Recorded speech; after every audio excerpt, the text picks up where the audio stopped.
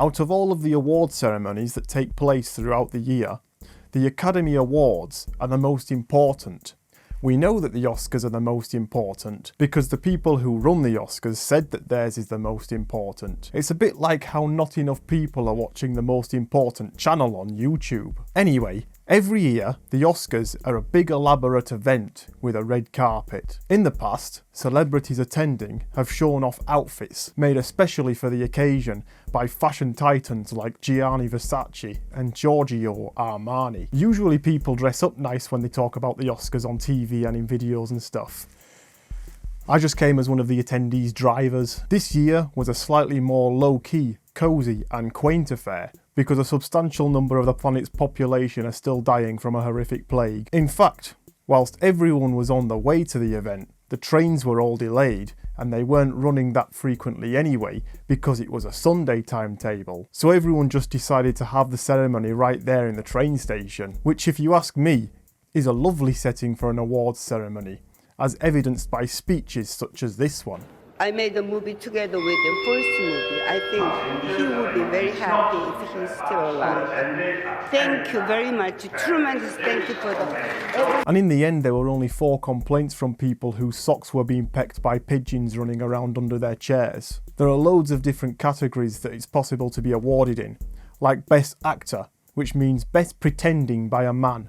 Best Actress, which means Best Pretending by a lady. Best Supporting Actor, which means best pretending by a man that didn't do as much pretending as the other man that's getting an award. Best Supporting Actress. I think you get the gist. And there's loads more categories like Best Film. This year, that went to a film called Nomadland, which I haven't seen, nor has anyone else I know, because it's not even out in this country yet. That's okay because Shaun the Sheep Farmageddon was nominated for Best Animated Film, and that came out over here almost 2 years ago. This isn't a pandemic related issue, because last year, Parasite won Best Picture, and that didn't come out in this country until the weekend of the Oscars. Although I did know loads of people abroad that had seen Parasite weeks before the 2020 Oscars, and talked in great detail about how good it was, and that it should win the Oscar for Best Picture. Because people think that you're really cool when you have unpopular opinions. And there was no way that a subtitled Korea film would ever win. But then it did win. And the majority of those people then changed their minds and decided that, well, actually, it's not really that good. And that there were loads of other, less mainstream releases within foreign cinema that deserved it more. Because people think that you're really cool when you have unpopular opinions. And when the Academy begin to share those opinions, it's time to change said opinions and deny that you ever said that Parasite was the best film of the year. Besides, literally everyone that inhabits the planet agrees that the best and most relatable films ever made are the ones set in Hollywood and based around the movie making business, because those are the ones that the Academy that is situated in Hollywood, working within the movie making business, decide should be showered with nominations. I mean, remember La La Land? Anyone? What about Trumbo? So let's have a look at the results. Usually I have quite strong opinions on this kind of thing. Best Picture, Nomadland. Okay, I already said that isn't out over here yet. Best Pretending by a Man.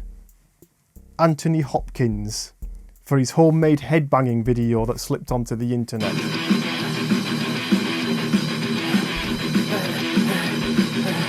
Oh sorry, he won it for The Father. That one isn't out over here yet. Best Pretending by a Man that didn't do as much pretending as the other one getting an award. Daniel Kaluuya for Judas and the Black Messiah. Now this is interesting because I like this actor, but I haven't seen Judas and the Black Messiah. It costs something like £16 to rent. That's fine. I'll just pretend that he won the Oscar for Johnny English Reborn instead. Certainly. Sir, I don't think he's a Susan. But then you're not a linguist, are you, Tanya? It's not Susan, it's Shushan. Best Pretending by a Lady.